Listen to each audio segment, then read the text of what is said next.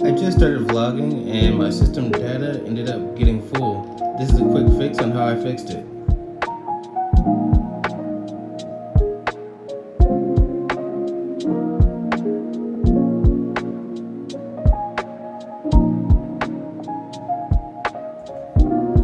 Go to your album, go to your recently deleted photos, delete all of them.